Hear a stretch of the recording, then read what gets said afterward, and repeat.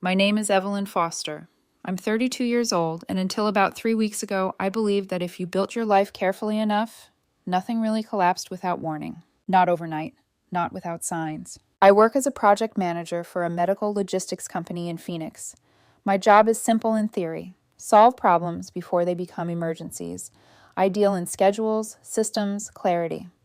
I like knowing where things are, how they move, when they arrive. Control isn't something I chase. It's something I build. And for a long time, I thought my relationship reflected that. Ethan Cole is 30, charismatic in a way that feels effortless, the kind of man who knows exactly how he's being perceived in real time and adjusts accordingly. He works in marketing for a fitness brand, which means everything in his world revolves around presentation, image, energy, how things look from the outside. We had been together a little over 4 years, engaged for one. 2 days before everything fell apart, we were standing in a bakery tasting wedding cakes, laughing over frosting choices like nothing in the world was unstable. That's why, when I saw Bethany's name pop up on my phone that Monday afternoon, I didn't think twice. Bethany is Ethan's best friend, his groomswoman. They've known each other since middle school. So when her message came in, "Hey Evelyn, I need to talk to you about something important. Ethan doesn't know I'm reaching out," my first reaction wasn't panic. It was confusion. But something in that sentence tightened in my chest. When someone says, "Don't tell him," they're not bringing you good news. I replied, "What's going on?" Her response came fast, too fast. "Look, I care about both of you, so I'm just going to be honest. Ethan's been having second thoughts." I stared at the screen, reading it twice. Second thoughts? That didn't make sense. We had been planning a wedding, finalizing vendors, talking about honeymoon locations. There hadn't been distance, there hadn't been fights. Second thoughts about what exactly? I typed. Bethany didn't soften it. "She feels like you're not really committed to building the life he wants," she wrote. "Like, you're stable, sure, but you're not pushing for more. He's mentioned you still drive that same car, live in that same apartment. He needs to know you can provide the kind of lifestyle he sees for himself." I actually let out a quiet breath through my nose. Not because it was funny, because it was so specific. My car is a 2018 Camry. It's paid off. It runs perfectly. My apartment is a 2-bedroom in a good area. Clean, quiet, mine. I make $78,000 a year. I save consistently. I invest carefully. I'm not flashy, but I am stable. And suddenly, that wasn't enough. I typed slowly. "What are you suggesting, Bethany?" Her answer came like she'd been waiting for the question. "If you really love him, you should show it. He's always wanted a Mercedes C-Class. If you offered to buy him one as a pre-wedding gift, it would prove you're serious about building the life he wants. Otherwise, I don't know if this wedding is happening." I read it once. Then again, a car, $45,000 as proof of love. And just like that, something inside me went very, very still. This wasn't insecurity. This was a transaction. I leaned back in my chair, letting the silence settle around me as my mind moved somewhere else entirely. The venue deposit, $8,500. Ethan insisted on that place, said his parents helped and he wanted it under his name. Catering, $3,200, also in his name. Photographer, DJ, florist, another $4,000 combined, all under Ethan. At the time, it felt like convenience. Now, it felt like leverage. I typed one message back. "So you're telling me if I don't buy him a $45,000 car, he's calling off the wedding?" Bethany responded immediately. "I'm trying to help you, Evelyn. He's my best friend. I know what he needs. This would show him you're willing to invest in your future together." I stared at the words. Not love, not partnership. Investment. Like I was applying for something. I typed one word. Understood. Her reply came instantly. "So you'll do it?" I didn't answer. Instead, I sat there for about 5 minutes, letting the calm settle in. Not calm because I felt okay. Calm because I suddenly knew exactly what I needed to do. If a marriage required a price tag, then it wasn't a marriage anymore. I picked up my phone and called the venue. "Hi, this is Evelyn Foster," I said, my voice steady. "I'm calling about the Foster Cole wedding scheduled for September 15th. I need to cancel the reservation." There was a pause. "Oh, are you sure? The deposit is non-refundable at this stage." "I understand," I said. "Please list the cancellation reason as financial extortion concerns." Silence. "I'm sorry. Did you say extortion?" "Yes," I said calmly. "That's the reason. The account is in his name. He can contact you directly regarding the deposit." Then I called the caterer. Same words. Then the photographer. Then the DJ. Then the florist. Every call, the same calm tone, the same phrase. Cancellation reason. Financial extortion concerns. It took me just under an hour to dismantle an entire wedding. 4 years, undone in 60 minutes. When I finished, I sent one message to my group chat. Wedding's off, I'll explain later. Please don't contact Ethan yet. My best friend Lauren replied instantly. Evelyn, what happened? Are you okay? I looked at the screen for a moment before typing back. I'm perfect. Details tomorrow. Then I put my phone down and waited because I knew what was coming. And this time, I wasn't going to react. I was going to watch. It took exactly 3 hours and 16 minutes for my phone to explode. First, Ethan. 12 missed calls. Then 20. Then 42. Then the text started arriving so fast the screen barely had time to dim. What did you do? The venue just called me. Evelyn, answer your phone. They're saying the deposit is gone. What does financial extortion mean? Then came the message that made my stomach drop in a colder, sharper way. If this is about Bethany, I can explain. I stared at that line for a long time because he knew. He didn't say, what did Bethany do? He didn't say, why would Bethany contact you? He said he could explain, which meant he already knew there was something to explain. Bethany started calling next. I declined every time. When she realized I wasn't going to pick up, she switched to texts. I was trying to help you. You completely misunderstood. Ethan is devastated. You're ruining everything over a miscommunication. Then finally, a real woman would have just shown him she cared instead of throwing a tantrum. That line told me everything I needed to know about Bethany. And it didn't make Ethan look any better. Because Ethan chose her. He let her stand close enough to our relationship to put a price tag on it. Then Patricia called, Ethan's mother. I answered that one. And Evelyn, she said, breathless and tight. What is going on? Ethan is hysterical. I kept my voice steady. Hi, Patricia. I was informed Ethan was having second thoughts about marrying me unless I bought him a Mercedes to prove my commitment. So I canceled the wedding. There was silence. Not confused silence. Processing silence. Then Patricia said, low and sharp, that little witch. I didn't ask which woman she meant. Bethany or me. I'll call you back, she said. 20 minutes later, she did. Evelyn, Patricia said carefully. I spoke to Ethan. Bethany took it upon herself to interpret some comments he made. Ethan never asked for a car. I closed my eyes for a second. What comments did Ethan make? Another pause. He may have mentioned to his friends that he wished you were more ambitious. That marriage should motivate both of you to upgrade your lifestyle. Both of you. That phrase was supposed to soften it. It didn't. So he does think I'm not good enough as I am, I said. That's not what he meant, Patricia replied quickly. People get nervous before weddings. With respect, I said. Being nervous is different from telling your friend to test whether I'm worth marrying through a luxury car. The deposits, Evelyn, Patricia said, her tone shifting. It's over $15,000. That is Ethan's concern right now. He wanted them all in his name, I said. That was his choice. After I hung up, I sent Ethan one text. Your groomswoman informed me you needed a Mercedes to feel sure about marrying me. That tells me everything I need to know. Our apartment lease ends in 2 months. Please arrange to move your belongings.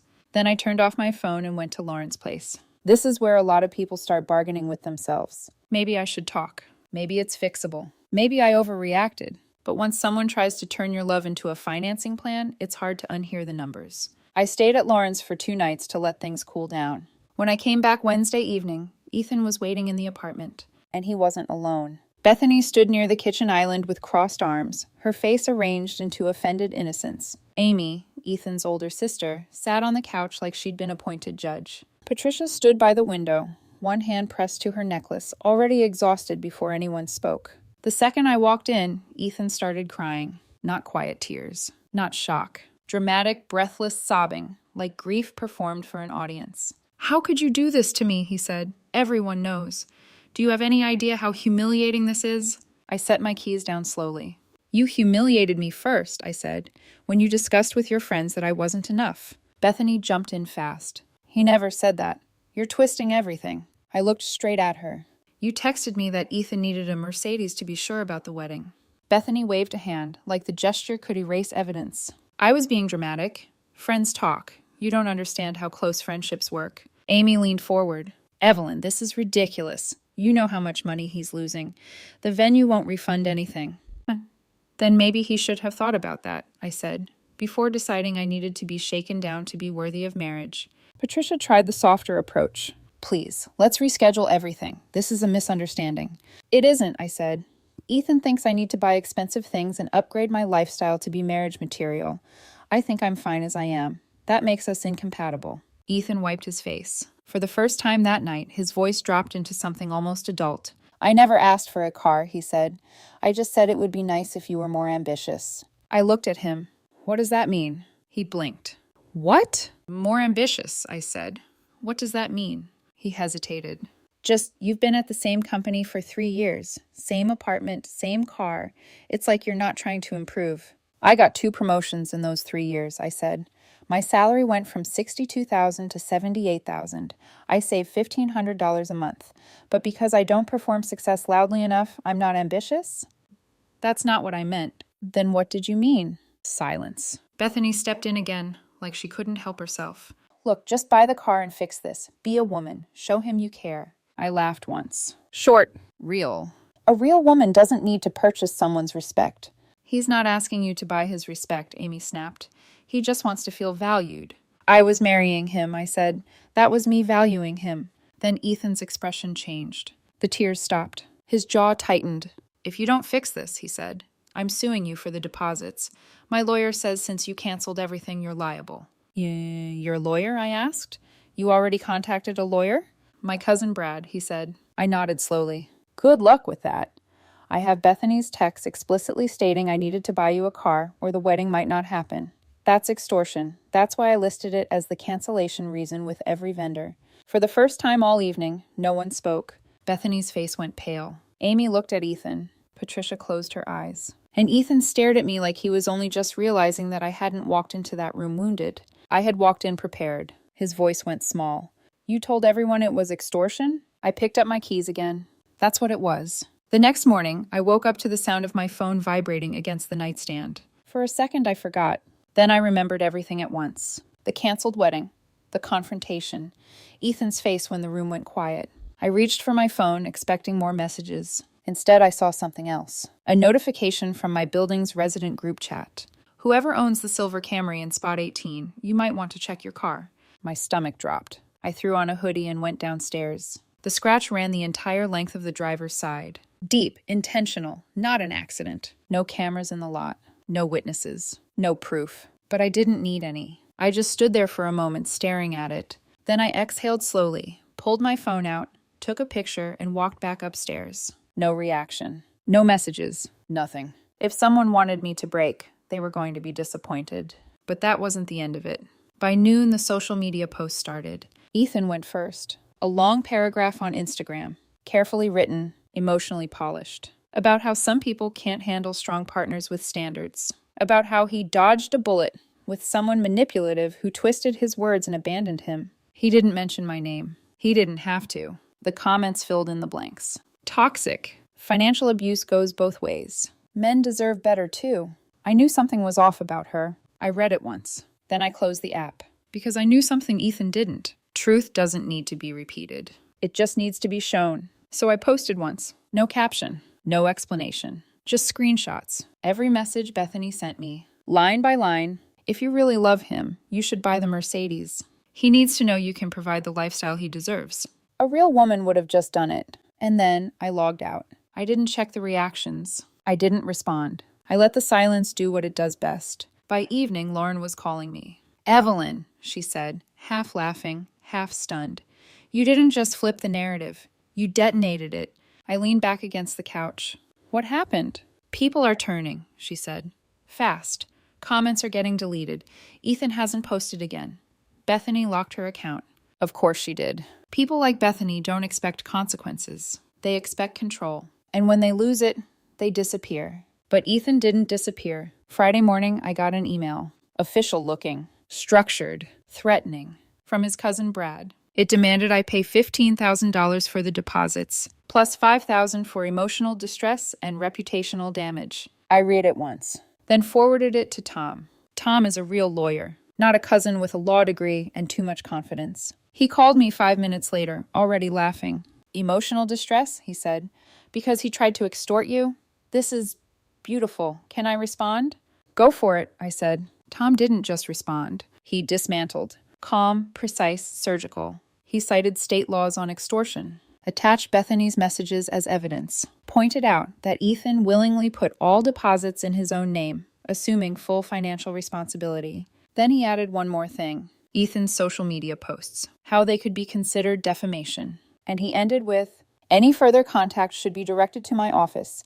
Any continued harassment will result in immediate legal action." After that, Brad disappeared. No follow-up. No response. Nothing. But silence doesn't always mean resolution. Sometimes it just means people are regrouping. Saturday night, I was at Lauren's again when my mom called. "Evelyn," she said softly, "Ethan came by." I closed my eyes for a second. "Why?" "He was crying," she said. "He said you ruined everything over a misunderstanding, that he loves you, that he just wanted to know you were serious about your future together." I felt something shift inside me. Not anger, not sadness, just clarity. "Mom," I said gently, "he wanted me to buy him a Mercedes to prove I was worth marrying." "He said that was Bethany's idea," she replied. "Then why didn't he shut it down?" I asked. "He knew she was texting me. He admitted that." My mom was quiet. Then she said something simple. "Your father and I got married with a second-hand Honda and a mattress on the floor. We built everything else together." I smiled faintly. "Exactly." Then she added something I didn't expect. "I told him times are different now. He said love isn't different." That stayed with me, because he was right. Love isn't different. People just disguise their expectations better. Sunday morning, Ethan's father called me. Frank. He'd always been direct. No games, no performance. "Evelyn," he said, "I'm not calling to change your mind. I just want to understand what happened." So I sent him the screenshots. All of them. An hour later, he called back. "Jesus," he muttered. "He really let this happen?" "Yes," I said quietly. Frank sighed. Heavy. Disappointed. "I'm pulling my contribution to the wedding," he said. "All of it. That money was for my son to build a life with a good woman, not to turn it into this." "I understand," I said. "You know," he added, "I always respected you. You remind me of me at your age. You build quietly. That's real stability." Then he said something that made everything make even more sense. Ethan got caught up in comparisons. His friends, social media. Madison's husband bought her a Tesla. Chloe got a Lexus. He started thinking that's what relationships look like. I nodded, even though he couldn't see me. So it wasn't about me. Not really. It was about keeping up, keeping score, and I was never going to play that game. Monday morning, things escalated again. At work. HR called me in. "We've received some concerning messages about you," the representative said carefully, "through our company's social media." My stomach dropped. She turned the screen toward me. Someone had messaged my company, accusing me of financial manipulation, emotional abuse, warning them about my behavior as a manager. I exhaled slowly. "This is personal," I said. "My ex-fiancé and his friends." I showed her the screenshots. She read them, then looked up at me. "He tried to extort you for a car," she said.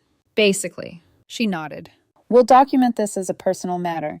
It doesn't reflect your professional conduct. Let us know if it continues." I thanked her and walked out. Still calm, still steady. Because at this point, nothing they did surprised me anymore. That afternoon, there was a knock on my door. I already knew who it was before I opened it.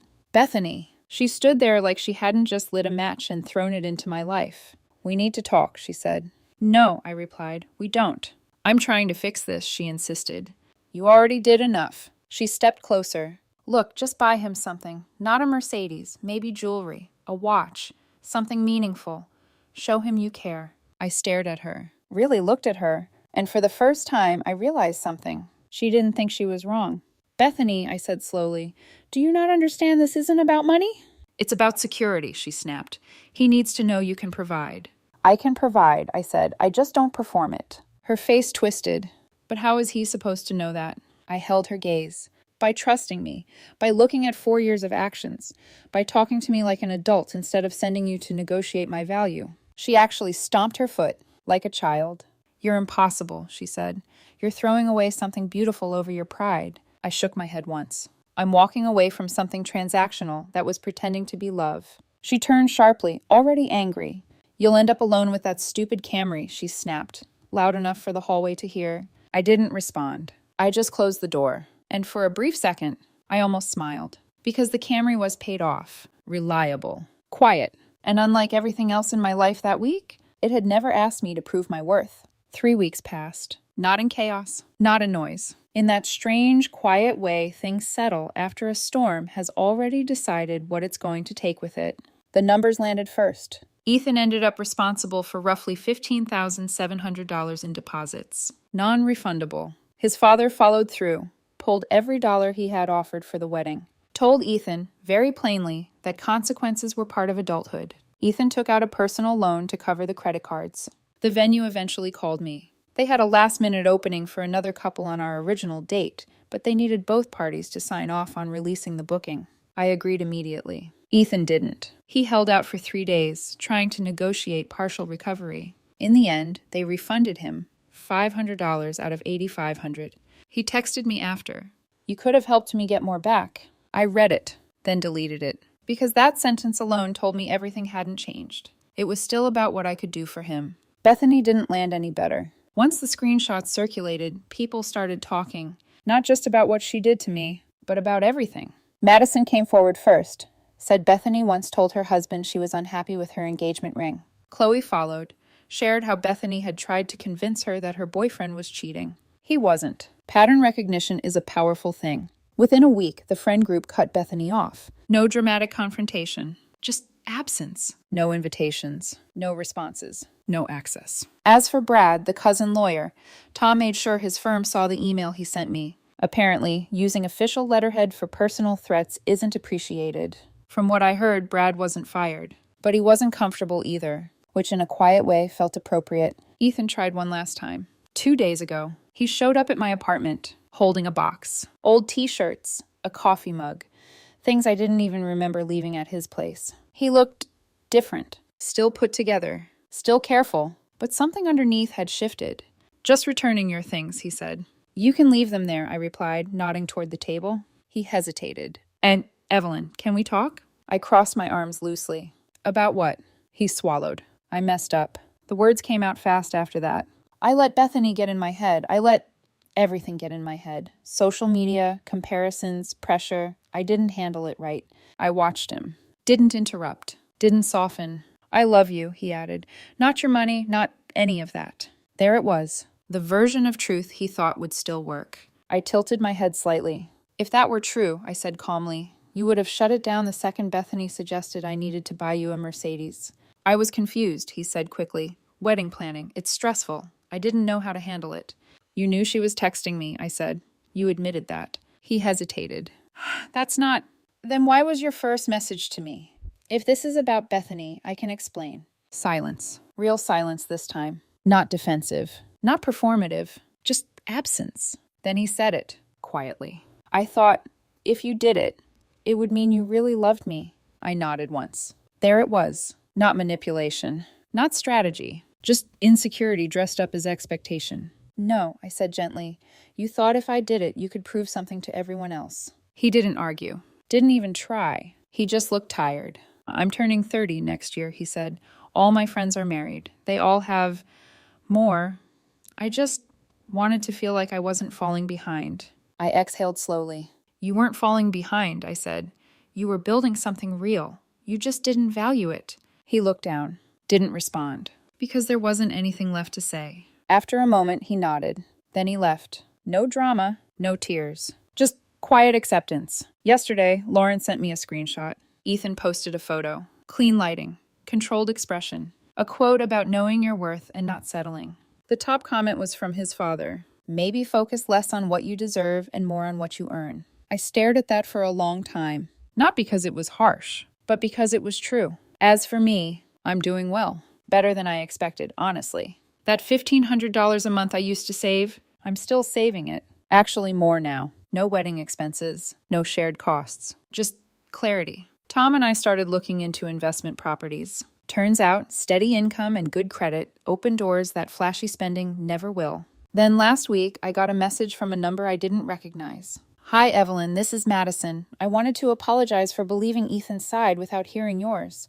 Also, my brother Daniel is single, and he thinks what you did was impressive. Would it be okay if I gave him your number?" I stared at the message for a second, then smiled. "Sure," I replied. "Daniel and I met for coffee that Saturday. He showed up on time, drove a 5-year-old Honda, ordered something simple, and halfway through the conversation, he pulled out a spreadsheet, 5-year financial plan. Savings targets. Investment strategy. No performance. No pressure. Just alignment. I'm not saying I'm in love, but I'm also not saying I'm not. Later, I heard Ethan saw us together at a Target. Apparently, it didn't go well. There was a scene. Security got involved. Bethany texted me that night.